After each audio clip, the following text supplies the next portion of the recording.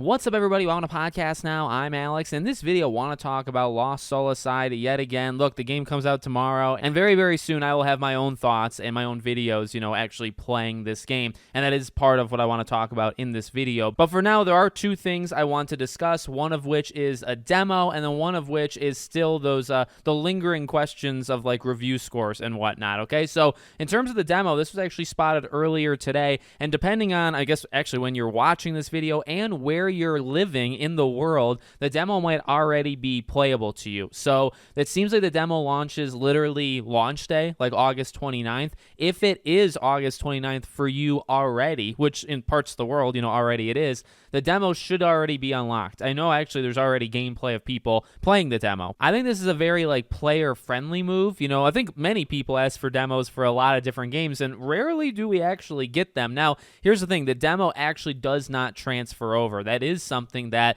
when you do have demos or trials, things like that, they will transfer over to the base game. Sadly, with this game, that's not going to be the case. I think the download is 39 gigabytes, so it's actually more than half the size of the full Lost Soulside is just for the demo. But you can try the demo out for yourself. Again, though, it won't transfer over. If you like it and you want to buy the base game, you're going to have to play that part of the demo, over again in the base game. And I think it comes with 2 boss fights is things that people are talking about as well. So it seems like honestly a pretty meaty demo, and I don't know, with 2 bosses and like an okay length of time, I think that you should be able to figure it out whether you like the game or not like the game based off the demo. So that's number one. Obviously, you might not be able to play it yet depending on where you're at. And that kind of leads to number 2, which is where are the review scores? Now, this is actually where I come in with a little bit of my own news. So PlayStation, I woke up to this. This is always a cool feeling. I actually woke up to PlayStation giving me a code for this game. So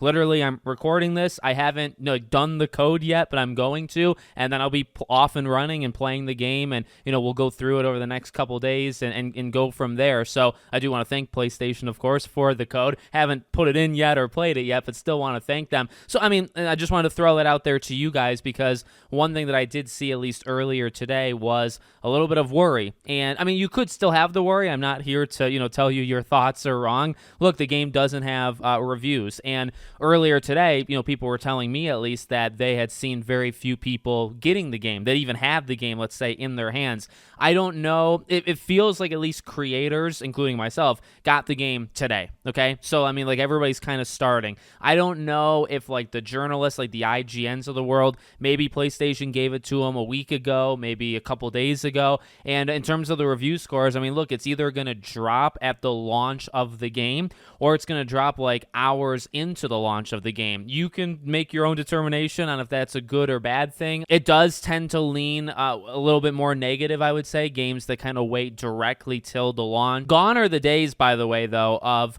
when reviews go live, like say a day before or half day before, stuff like that. That has happened before, and those games can turn out extremely good. So, it's not like, well, just because reviews didn't go live a week before the game comes out, that doesn't mean really anything anymore. I think with the digital age and spoilers and stuff, I think companies have held things closer to their chest. Again, I think you could make a good argument that if scores are going live the day of, but you know what? This is a bit of a different game. This is still coming from a studio that was growing and is really not all that big, right? It's a Chinese game, so I don't know.